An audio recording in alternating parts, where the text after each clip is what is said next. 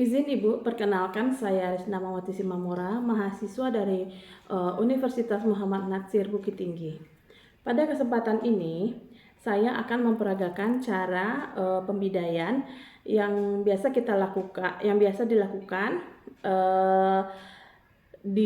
pada saat kita menemukan pasien sebelum kita membawa pasien ke fasilitas kesehatan, di mana pembidayaan tersebut merupakan tindakan pertolongan pertama yang dapat kita lakukan yang bertujuan untuk menstabilkan dan mengistirahatkan bagian tubuh yang mengalami cedera, apakah itu berupa trauma, fraktur, atau dislokasi.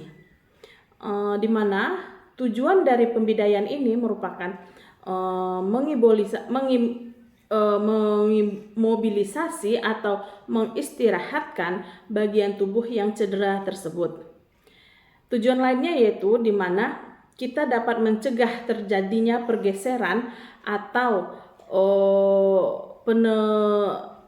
penambahan atau perubahan posisi dari posisi tulang yang patah tersebut.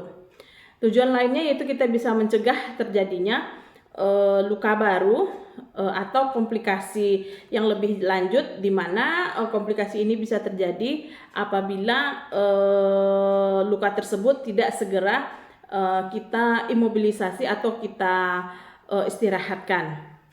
Oke. Tujuan lainnya yaitu kita bisa membantu mengurangi rasa nyeri yang dirasakan oleh si pasien dan memberikan rasa nyaman.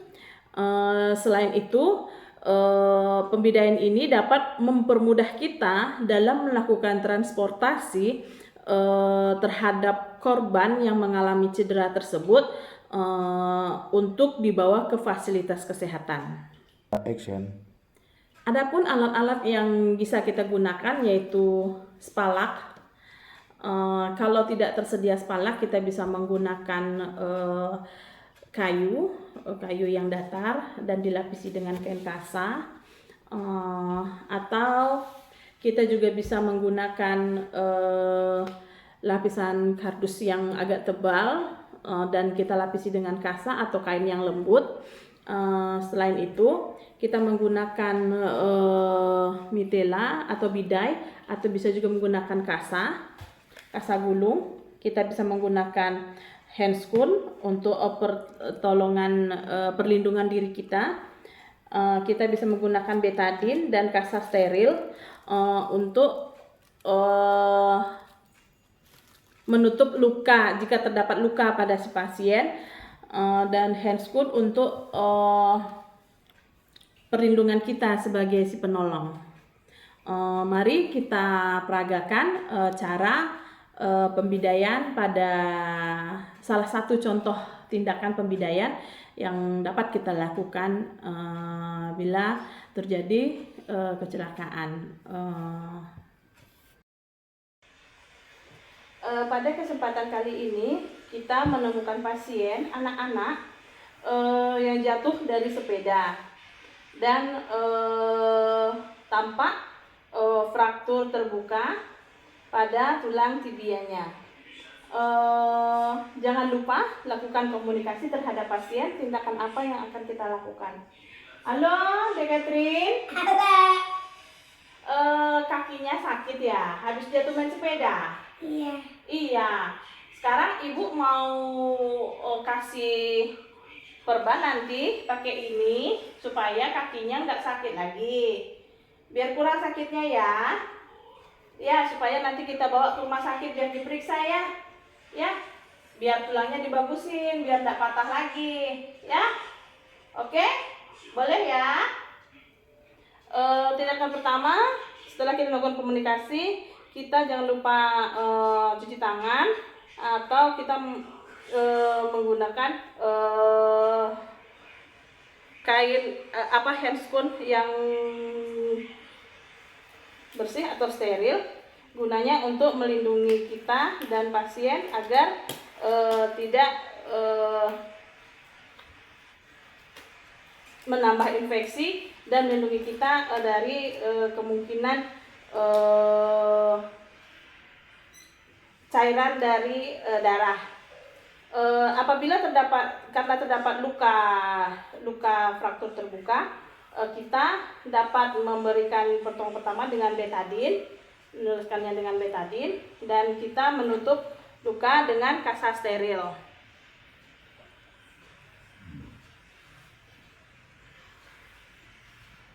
Pastikan kita tidak terlalu menekan posisi luka. Setelah itu kita inspeksi pada sekitar daerah yang terluka, terutama juga di daerah perifer ujung jari. Biasanya terjadi sianosis atau kebiruan karena aliran darah ke perifer terhalangi karena darah sudah keluar di daerah yang fraktur. Dan kita lakukan palpasi apakah daerah di sekitar lain ada yang mengalami fraktur atau mengalami cedera lainnya. Setelah itu kita pastikan sensori dari persarafan si telapak kaki pasien yang terluka. Setelah itu kita melakukan inspeksi dan palpasi, kita melakukan pemasangan pembidaian dengan menggunakan spalak, yang dimana pembidaian ini dapat dilakukan dengan menggunakan spalak dengan melewati 2 buah sendi. Saat ini spalak yang kita gunakan karena cukup untuk menahan 2 buah sendi. Halo Katrin, Ibu mau pasang spalak ini ya, gunanya untuk menahan kaki Katrin supaya tidak tambah sakit, supaya tidak menambah luka yang baru ya. Ya, sakit sedikit ya. Kakinya kita angkat secara perlahan dan kita letakkan di bawah. Yang pertama,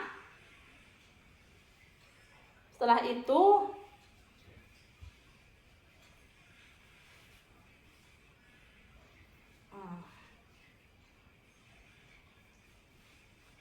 kita fiksasi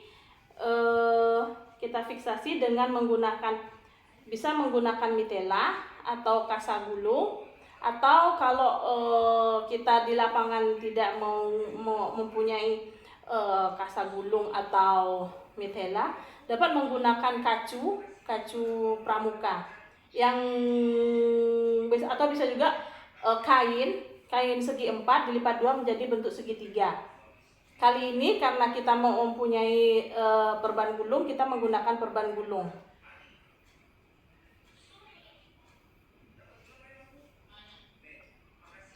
Tunggu sebentar ya nak ya.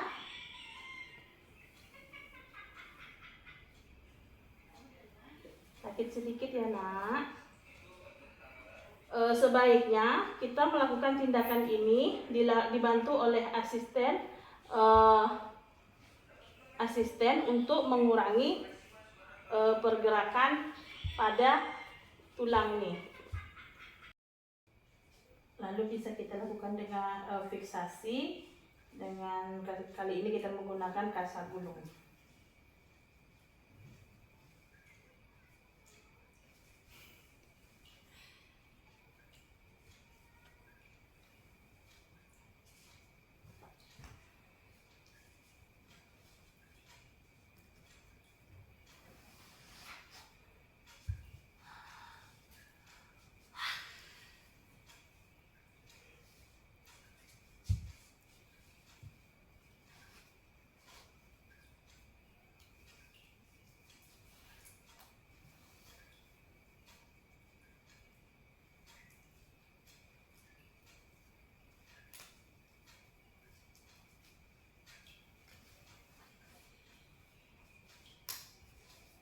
Ngantuk Katrina? Iya. Oh, tunggu sebentar ya. Kita ikat dulu kakinya ya nak. Udah nyaman rasanya? Belum. Wah, ntar ya. Kita pasang, kita ikat lagi ya. Sekarang yang di bawah ya, pada bagian bawah ya. Wow.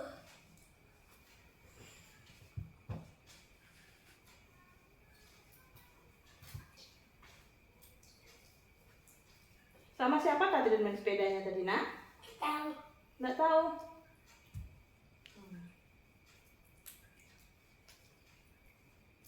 Kita pastikan lukanya ini terfiksasi. Apa, nak? Terfiksasi, tidak terlalu kuat dan tidak terlalu longgar, tapi bisa menimbulkan fiksasi ini cukup erat dan bisa mengibolisasi kaki si pasien dan dapat memberikan rasa nyaman. Bentar ya, nak.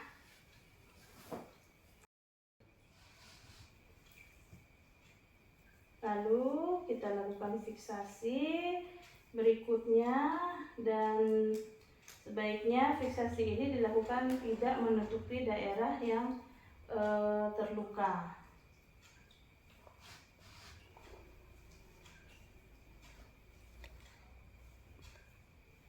Pastikan tidak terlalu erat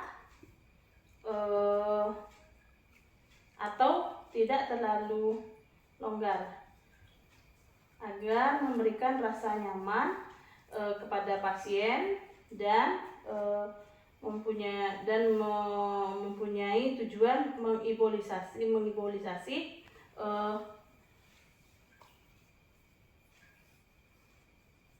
luka atau tempat cedera pasien tadi, di mana saat ini kita lakukan fiksasi di daerah yang di antara dua sendi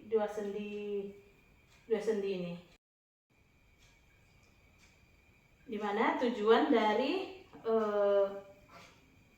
pembidayaan ini adalah untuk mengimobilisasi pergerakan dari si pasien.